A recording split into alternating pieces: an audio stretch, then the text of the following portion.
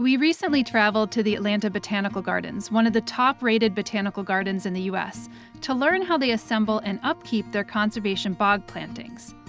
This interests us at Flock in particular because there is a wet area on our land that we'd like to manage as a bog habitat. Now that project likely won't happen until next year because, well, it's just overgrown with invasive honeysuckle and multiflora rose, but it's on the agenda for 2024.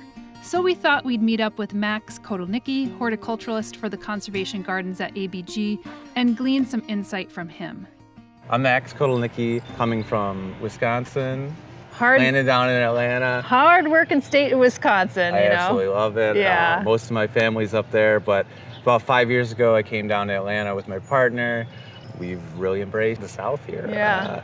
Didn't expect to come down, but we're here now, and the great part about it is so many of the native species, the plants, there is some overlap through the Midwest down into the South. So it's surprising, right? Because it's such a different, it feels like such a different climate zone. It felt very surprising to me. Obviously, there's a great amount of unique species down here that I get to work with. Yeah. But I really didn't expect some introductory plants that I'm like, okay, I still know these things. Yeah. I can embrace that and expand what I know. I've been here at the garden for about 4.5 years now. My first couple years, I was working down in Stores of Woods, which is a great woodland we have on the other side of the property.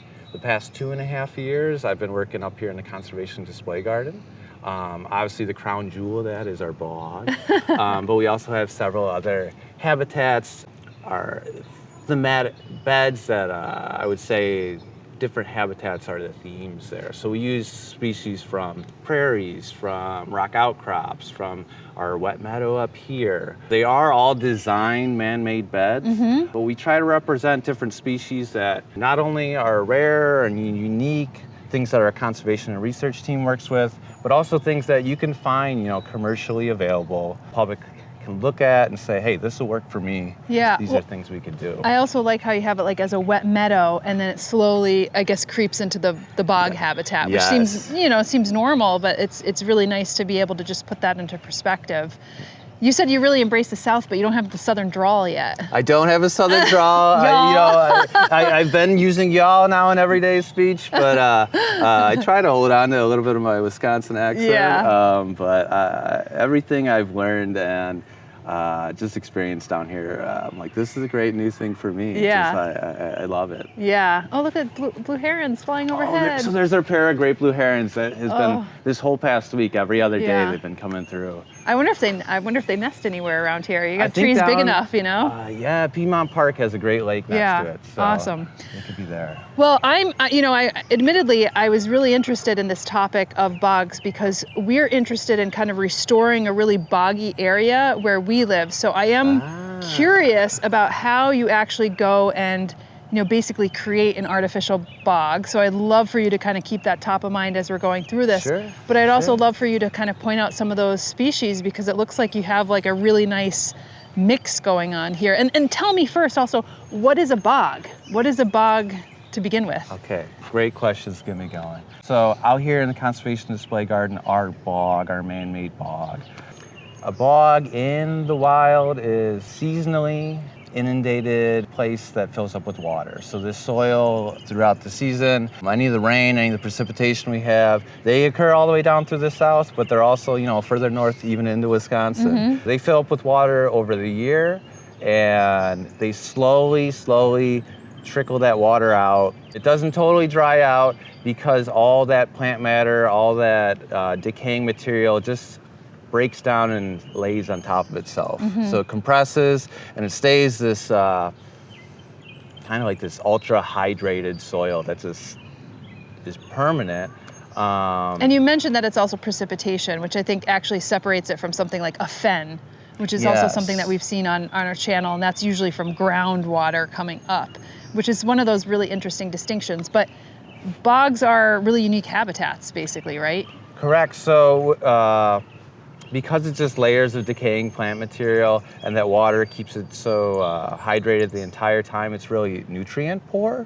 Which has allowed a lot of these awesome carnivorous species to evolve and adapt to their surroundings. They've evolved this carnivory aspect so that they can maximize nutrients from insects that they attract and they eat. So in front of us here, our bog is probably about the first 12 feet off of the sidewalk here. How about I start with just kind of how we made it? Yeah. And then we'll do a little bit of focus on different species. That would be really great, because right here, it kind of looks a little dry to me in a certain extent. Yeah. And so the first 12, 15 feet here, about 18 inches down, we have a liner. So it's a hard plastic liner.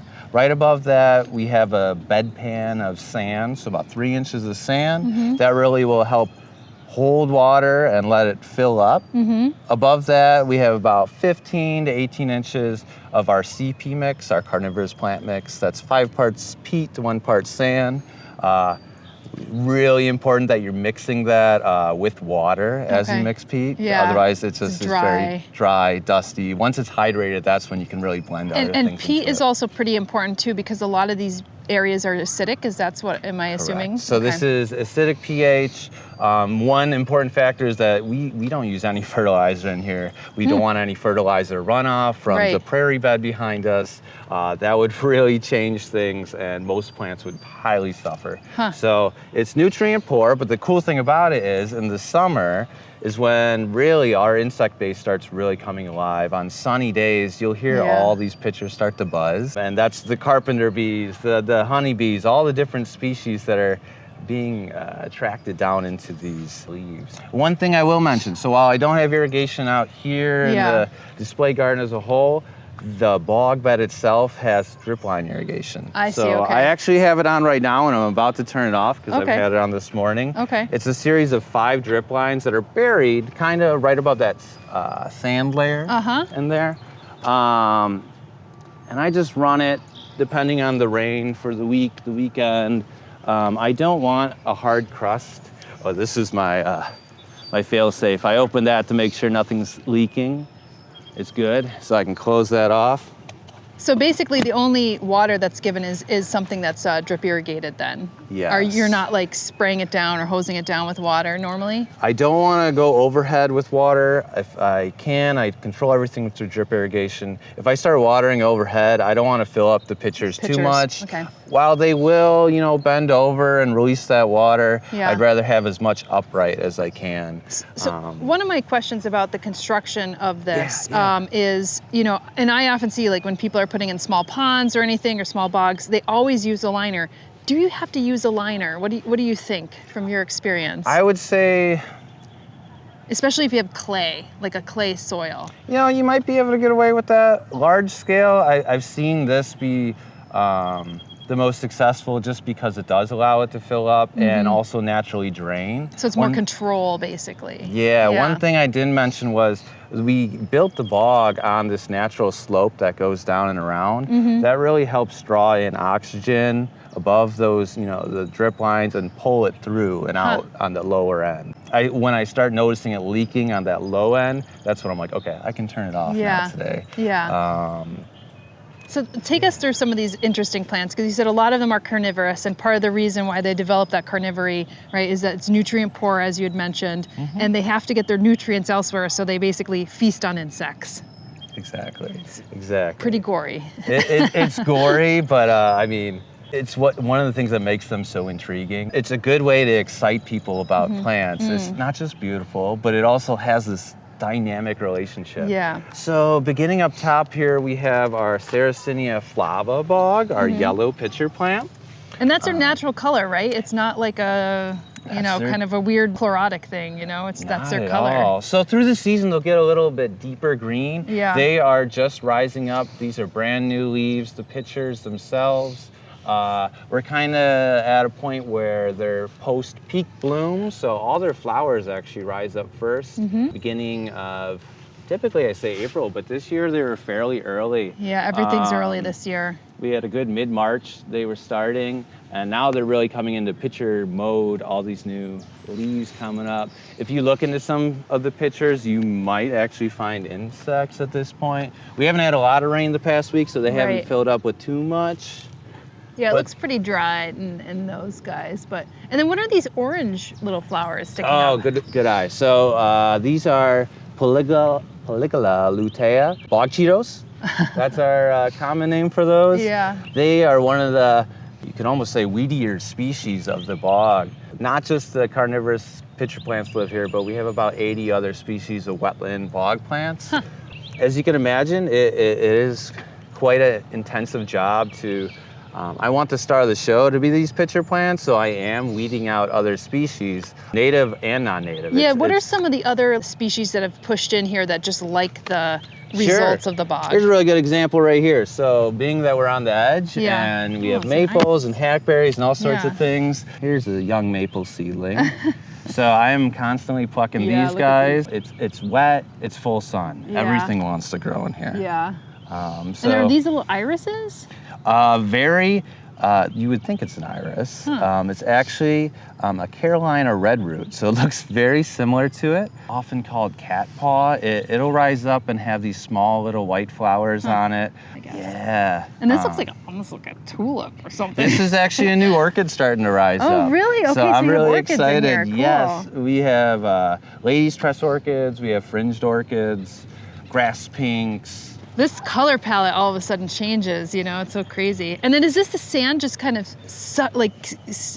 did you put a sand bed here because you have different kinds of interesting species so here? this is a new creation we just did a couple weeks ago. I really wanted a spot that we can also show other carnivorous species. Yeah. These are all species of sundew. So sundews themselves, and you see those taller ones, they have really taken to this area. Yeah. They want a little bit more sand. I originally planted them on a bump that came out of the bog. It's starting to push back down. They don't want to be totally inundated all the time with water. Yeah, and then tell us how sundews work because they have a different structure than the Saracenia. Yeah, so rather than, a pitfall trap, they have these sticky, like fly paper traps. If you look on the stems, all those little globs of what is known as their dew, their sundew, that will attract insects. They're feeding on what they think is something that they can consume, but they land on that and they get really, really twisted up and stuck in all those little filaments. Yeah. And you'll actually notice some of the leaves starting to furl back over as the season goes. Over all these trapped insects. A lot of this stuff is so minute and detailed that I would imagine that if you aren't maybe either creating the perfect conditions or like you said, weeding, they could get totally gobbled up into some of the larger plants, Oh, and here's some of your Venus flytraps right here, right? Yeah. So we've got a couple. There are many Venus flytraps that overwinter in here, so they're coming out of winter dormancy. They start rather small. Everybody's always surprised by how tiny they are. And they are native to the United States, right? Is that correct? Yeah, so that is a Carolina native. They're not a tropical plant. Everybody always thinks you think, all these plants Yeah. are from the tropics, but it's a Carolina native. It has been moved at some point down into Florida. And if you visit any of those preserves or bogs, you'll see flytraps there, but they're originally from the Carolinas. And that is something, we were talking off camera a bit about poaching. That is one of the plants that is heavily poached, right? And is this group of plants that typically something that is, at risk probably for, I would imagine, habitat destruction because people don't like to keep wetlands or bogs around. They get drained very easily, changed, but then and very fickle with the conditions that they want. But also people have sticky fingers like the sundews, right? You don't want to take them out. Yeah, that's exactly right. I would say number one threat for them is habitat loss. Number two is poaching. Pitcher plants, the sundews, Venus flytraps, orchids, any of those that really pique somebody's interest. I've been to several places that you'll walk into having an awesome time. You're seeing these things out there, and then you'll just see a 5-by-foot square, just a scrape of plants missing. And that's why it's really important that if you are looking for these types of plants, that you ask the questions that any seller, any nursery that has this plant material, you're asking them where did you get these things from? you want to make sure they can answer those types of questions. If Yeah. there's hesitancy there, I don't know. I was gonna say, do you have like a specific protocol here with that type of stuff, being a botanic garden, just making sure that you're getting the right kind of like, stock? Yeah, we are definitely wary of new nurseries, new resources. They should be able to answer all those questions. As a botanic garden, we want to keep the best data and records of where our plants have been and how they're doing. So that whole line, that provenance, that needs to be closely examined and kept. What are some of these guys that have the more reticulated colors? They're Yeah. very striking. So perhaps like the largest, the most Yeah. charismatic species we got here is our Sarracenia leucophylla. That's our white top pitcher plant. Yeah, it's gorgeous. I mean, if you look at it, it's like a meadow. I love it. I They know. really just started putting up their leaves last week. And Yeah. so now they're just rising up day by day. Do you ever fear like these are going to overtake these at some point? I mean, I see some kind of dotting through, but does this have a separate type of condition than these guys, or did you just plant some here and plant these here? And then... So it's all the same conditions, same soil, same hydrology there. We purposefully planted those different species in different areas of the bog. What we actually do every one bee here. third year. There's a bee there. I just was Oh, noticing. yeah, we got a in one of the visitor. flowers. There we he go. goes. As those clouds peel away and the sun comes Yeah, out, I think he'll we're going start to get a little bit more. So sorry, I just got distracted. Oh, by no the worries. bug. You gotta, hey, point out the cool insects. Yeah. I am all for it. Every third year, we look at a piece of the bog and we say, okay, we're going to renovate this area. That's important so that as time goes on, naturally the pitchers start to find their preferred spots. So you see a lot clustered on the back end of the bog. I feel like that's just a perfect mix of water and slope for them. So what we'll do, we'll actually lift an entire section of them at a time. 2 years ago, we had the flavas. Last year, we did our leucophyllas. So they're bouncing back rather well. I'm always happy to see them the following year. So when you say you renovate, like you dig it up and you plant it again, or you are making it larger and larger and you plant more stuff? Like how do you? Excuse me, yeah, the same amount of space. But what we do is we will actually dig square foot by square foot that piece of soil out. We'll look at a pitcher plant. They're kind of just like irises. They have long rhizomes on them. We'll kind of judge if it's mature enough, if it's large enough to where we can divide it. So we interesting. literally will Okay. cut it into different pieces. So you could really propagate it by a cut of the rhizome, essentially. That's exactly it. Interesting, So, okay. Yeah, depending on the size of that plant, sometimes we'll pull them up and there's four individuals there that you can feasibly do. And then at that point, we're also weeding out the roots of different grasses, different trees. You get really good at looking at roots. And it also, you want to save, the orchid bulbs that you find, the different Right. other plants. Right. So it's an intricate process. It takes us, 3 weeks to a month every winter. But it really gets you, in touch with these species. And then we redisperse them so that they go through the entire space that following year. Wow. Yeah. What is this beautiful, like verdigris hued leafed plant right here? Yes, this is Zenobia. The Zenobia. It's related to the blueberry, right? Totally. Okay. It's an Acacia Yeah. member. Zenobia pulverenta. We have a couple open blooms here, but Yeah. in about a week or two, it'll just be these nice little bell-shaped white flowers. Yeah. Okay. This is cool because this is actually a plant that I recently purchased for one of the landscape, and I really love the color of it. That kind of like patina, as if like copper patinaed, on the leaf. Yes, it's beautiful. Yeah, very love that. I love that color. This is one of those great, thicketing type of shrubs that will, slowly expand. We have a couple over there, one in the front over there. Every year when it blooms, though, I have this one right up front because I just love being able to get in there and the tiny little bees that are on there, and the tiny little flies. It's fascinating. I mean, the leucophyllas are so beautiful now that the light is coming out, and then they look like they're glowing, like they're little orbs of light. That translucent, yeah. And so is this considered their flower? Are these bracts? Like what That is the flower. So we Okay. have this outer row of sepals, I would say.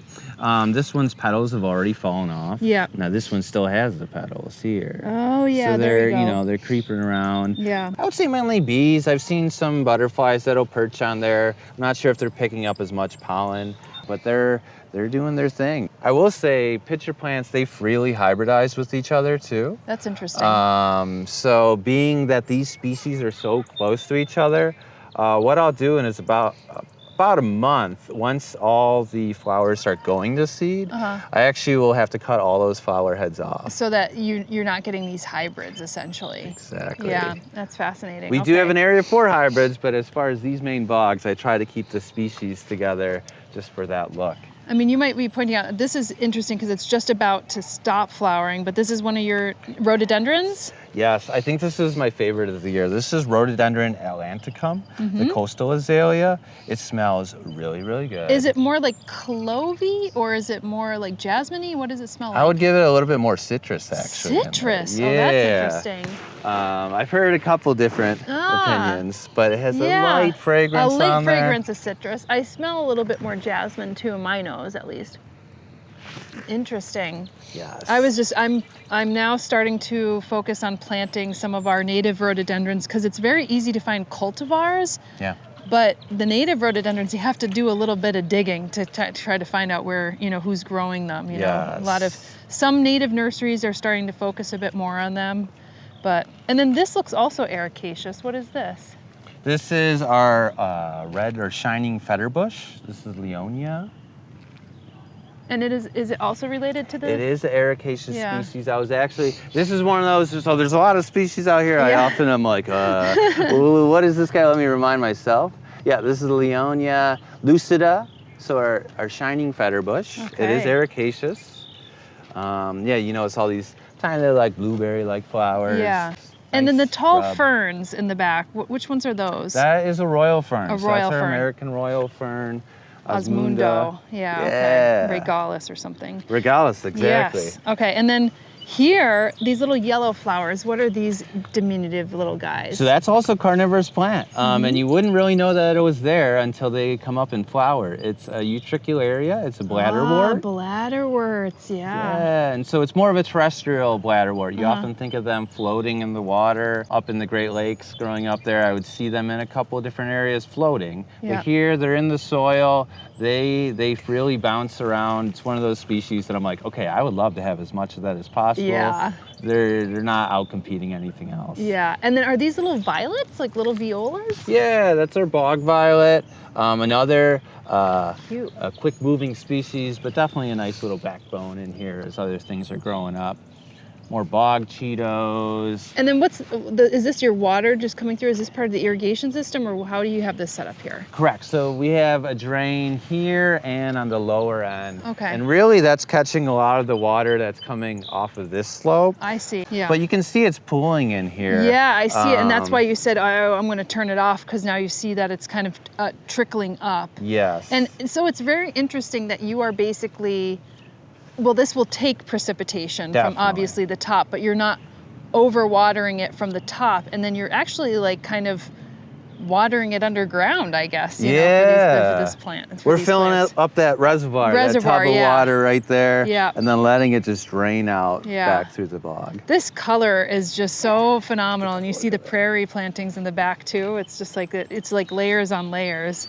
Now this is funky. This almost looks like a Fothergilla or something. You're totally on it. Yeah, that is Fothergilla gardenia. We do have it right on the edge of the bog. It's really fuzzy. It's so small. Like the leaves are small too. Like, is it always this small? It's just so it looks diminutive, in a way. One of the great parts of working at the Botanic Garden, I would say a lot of these species, they have been, I've only been out here for 2.5 years. Yeah. And so I'm constantly learning, and depending on the nursery, depending on the area that you might have sourced it from, that same species might look a little different, behave a little different. A great example is we have like the Calmia latifolia back here, the mountain laurel. Yeah, so this is the state flower of Pennsylvania, which is where I'm from. What's up? Yeah, and they're so beautiful, and I just think that they are really underserved as a plant in people's yards. I'd like to see more of them.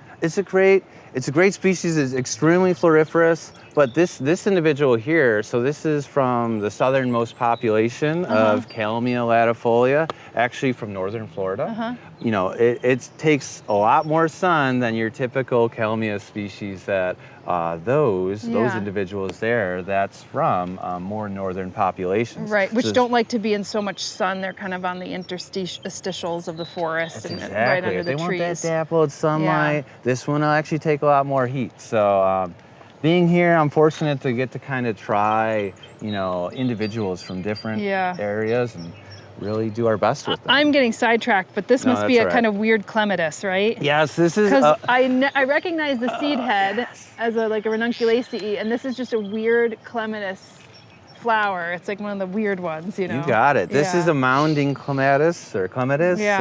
Clematis fremontii. These are maybe 4-year-old plants. So every year I've noticed they've started putting up more and more stems, just like a good perennial should. But so they're not vining, they mound, you said. Yeah, that's really cool. They're mounders. Yeah. And they go from, you know, some of these on the very edge have that deep violet color. Yeah.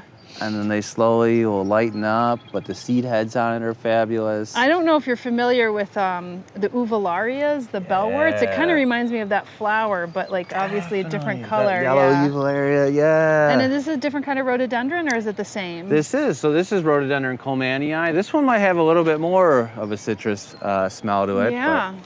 Sandra, you might not recognize, but this is the one that we just planted recently, and you said, will this fit under the tree? And they're like a little shrubby. It's not the same species, but it's very similar. We did our we did our clammy azalea, which is rhododendron viscosum, and then we have an arborescence. I don't know if they actually.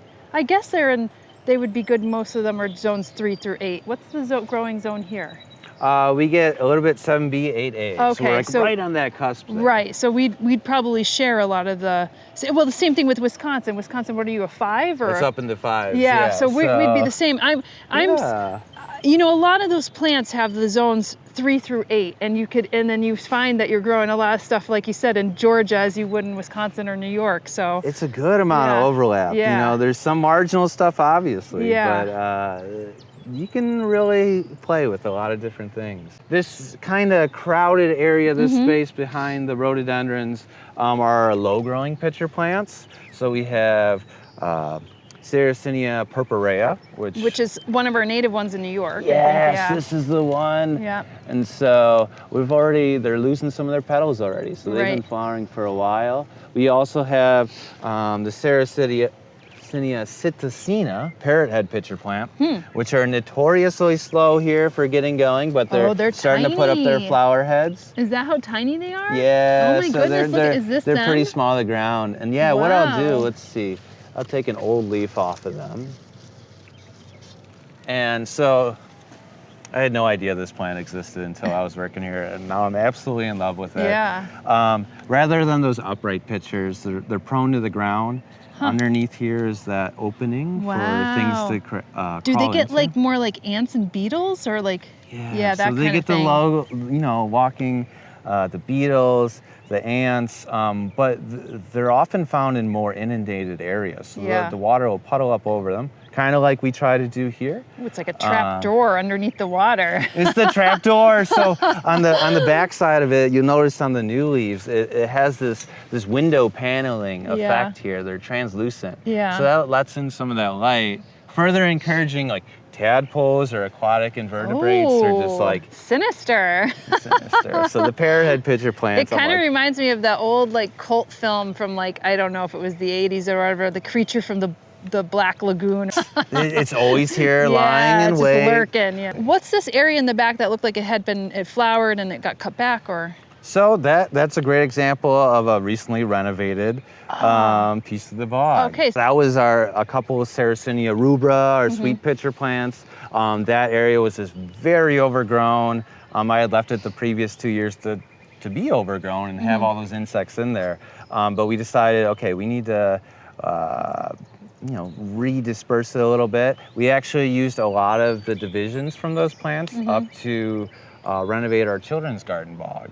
So hopefully we get a moment to look at that and you'll see a freshly renovated area. And then are these, what are these guys that look a little bit more? This is perhaps our most, so that individual almost looks like it could be a hybrid. Yeah, it's kind of funky, right? Yeah, like maybe good even eye between, on that. yeah, it's so funny. It's so funny also when I'm looking at it this way, if I blurred my eyes, they kind of almost look like red irises. Completely. You know what I mean? Yeah, you know, those it's like unfurling petals. Yeah. I totally see that. Yeah. We're coming up on our Sarracenia albumensis, our Alabama pitcher plant. The rarest species we have here. I'm like seeing all different plants. It's got a great viburnum. Yeah, right the there. viburnum. I was like, yeah, okay. It's just, we try to blend the edges into it.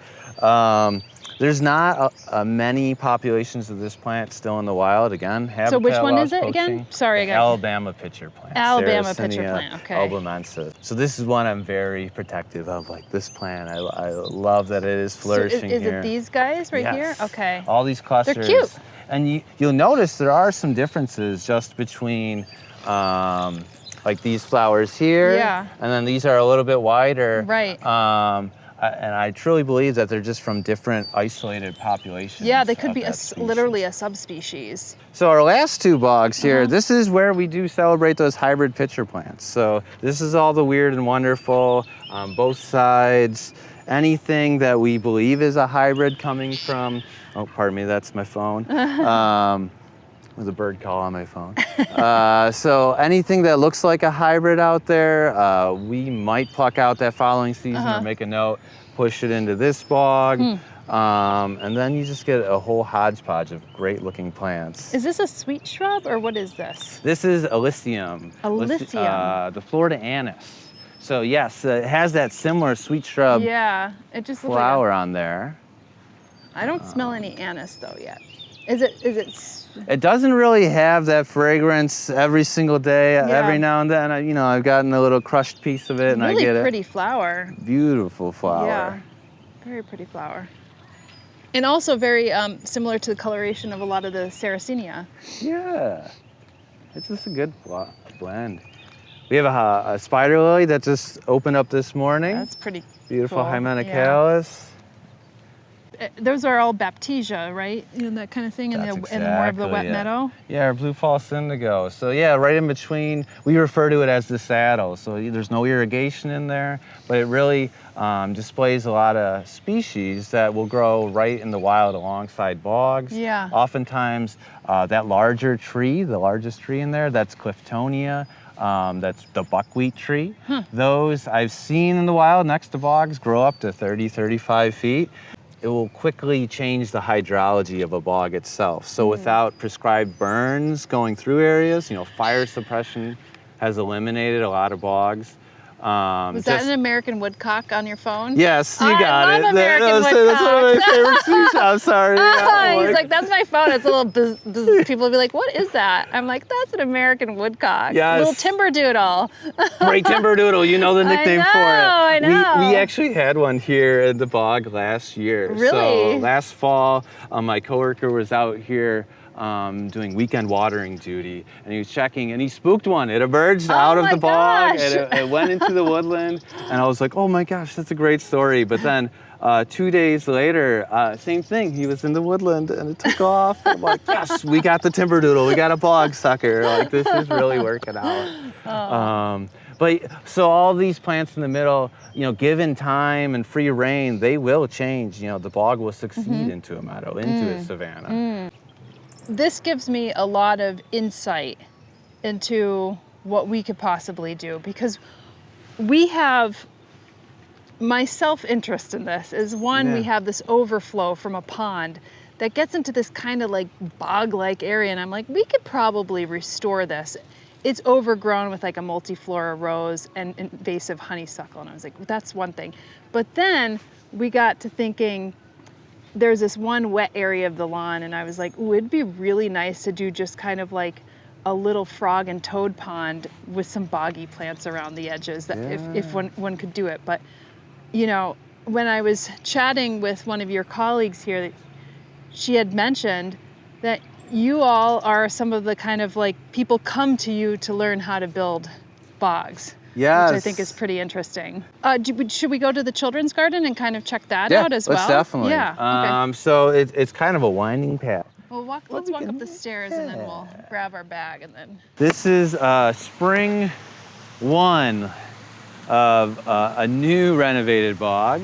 So yeah, you dug this up and replanted it. Yeah, so the last time it had been renovated was, I want to say 5 to 6 years prior to that. Obviously a much smaller space. Over time, irises and other species had really... Irises look beautiful. They're beautiful, but they definitely want to spread and take over. Yeah. So the bog, when we started renovating it, was probably about half the size from here over. So we wanted to reclaim the space that a liner was underneath. With recent divisions of plants from that lower bog, we took those and respaced 3 different species back in here. You see some of the white tops, they're starting to come back this year. It's definitely gonna take a full year for them to settle in. I was gonna say, like when you kind of rip out the, it looks a little, when you rip out the rhizomes, it's not like they could recover like right away. They're not instantaneous, so. Is that like a lily, or not a lily, lily in there? Like what's the one that with the? It does start with an L, it's a liatris. Yeah. A blazing star, yeah, okay. And so that's a really good example of, while we plant the pitcher plants out, and we added some orchid bulbs in here, really the rest of the bog, wetland species that come up, are going to be from seed or from pieces of roots that were left on those divisions of the pitcher plants. Interesting. We added some other plants, but here's a nice rhododendron viscosum. Oh, viscosum, that's the swamp azalea. Yes. That's the one we just planted, actually. This, remind me, is this a something bog rosemary, or what is this? I remember the name of it, and I saw it at Catskills Nursery. Daroi. It's Rose's Blush is this cultivar. More diminutive little blueberry. So the idea here is to really hold this as an semi-evergreen edge. You can imagine, again, these paths become pretty full with children, and so lines don't really matter anymore. So planting hardy, durable plants too is definitely in the back of our mind. Yeah, well, it's a fun little space, and to incorporate kind of water, movement, sound, and floral arrangements and like really cool carnivorous plants, like definitely is something that I think can keep some certain kids engaged. Maybe not everyone. But not for everybody, but for those that find it interesting, hey, this is the place to be. And this is where we would be when we were children. Exactly, totally. I absolutely love it. Yeah.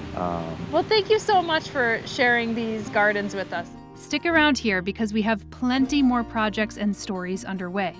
And thanks to all the viewers who like, support, and subscribe. You guys are awesome. And you know what? 10% of our proceeds are being reinvested back into the Finger Lakes community. And that's actually matched by our partners over at Espoma Organic. So your viewership and support really matters. We'll see you in the next episode.